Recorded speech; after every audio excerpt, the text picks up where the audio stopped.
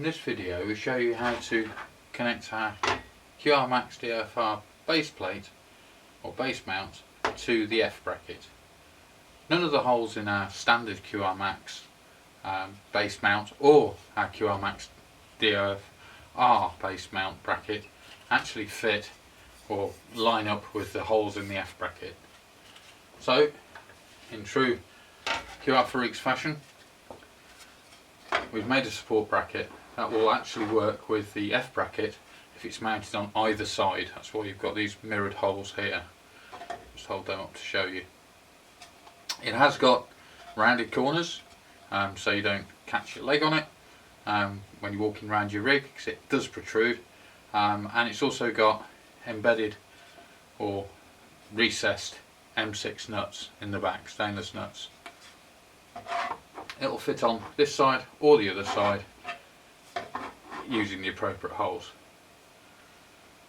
It comes with same screws as the hot ass kit, so it comes with 35mm M6 bolts that fit through the base support for the F-Bracket QRMax Base Support, and it fits. You just put the nut and washer on the bottom as you would with any other base mount. So I'm going to do that. Okay, so we've mounted the base support bracket. This just gives us a flat surface area to put the QRMax on to give it the maximum support. So if you've seen any of our other videos with QRMax and some of the other base mounts, you usually have to remove or loosen a guide. So we're going to do that. I'm going to cut away to another video and show you how to do that and get it lined up when you put it back in a minute. But before I do that, I shall mount this up. The kit comes with the correct length screws, which are M6 by 16s, and you put one in each of the holes.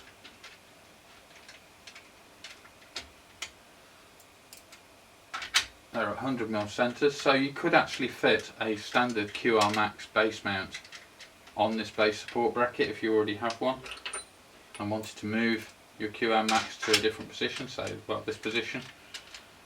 And we've tried to make things as interchangeable as possible, but the reason we've cut out a load of the holes from the QRMax Base Mount 40 is to save some money for you.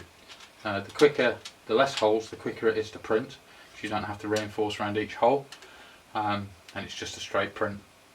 So with just the 4 holes in, 4 mounting holes, it prints a lot quicker, and we can pass that saving on to you, since you've got to get a base support bracket as well in the kit. You can buy the base support brackets, all of our base support brackets, on their own if you've already got base mounts. So this is the bit where I loosen them up a bit and I cut away to another video to show you. Right, we've got our QRMax Base Mount DOFR. Put it on the bench so it's easier to show you how to align these guides. It is best to do it when it's attached to the rig, because when it's attached to the rig it's nice and flat, it's held in place, and there's no movement on it, and it's just easier to actually align. But I'm going to show you on the bench just to prove it's all possible.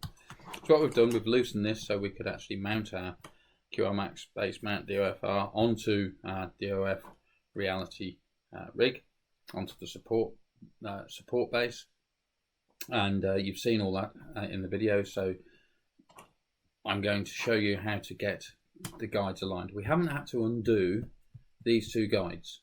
Okay, that's the beauty about the DOFR. It's only got 4 mounting points, 3 of which are accessible readily.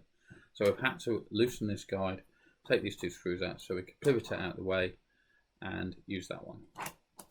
Okay, so this is quite important. Just doing them back up and hoping they'll self-align is like hoping you won the lottery this weekend. You might win £2.30. So I think I've just won £2.30 because it's a little bit loose. It's not quite aligned right. So we want to get this as central as possible. So I'm just going to loosen them off again and show you how to do it properly. Take your QR plate, any QR plate will do. It's easier if it's off the controller. So do it before you mount them to the controllers.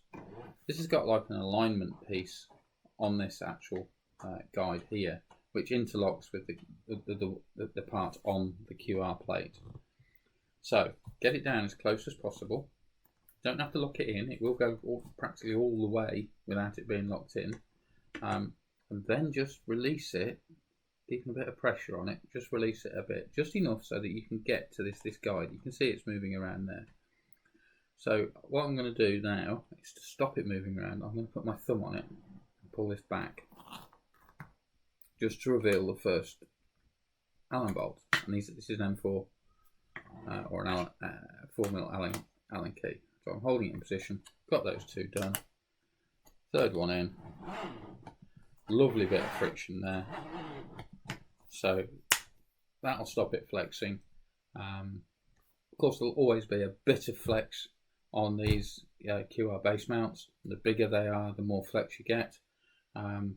We've got a solution coming for those that are allergic to flex.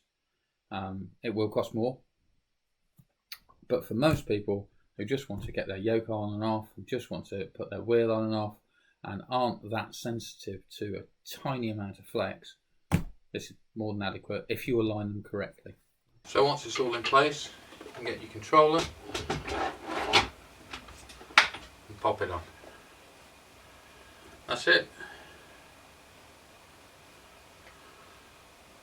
So obviously you can put any accessory on you want on here, but you know, for this particular mount, it's more dedicated to the Bravo, honeycomb Bravo, just because of the size of it, and it's as far over to the right as it possibly can be, so you won't be able to get in and out this side, or this side should I say, of the rig when the seat's in place, but it should be clear of the seat. That's it. So when not in use, the obvious thing to do, I'll borrow it from there a minute, stick a push cover on it.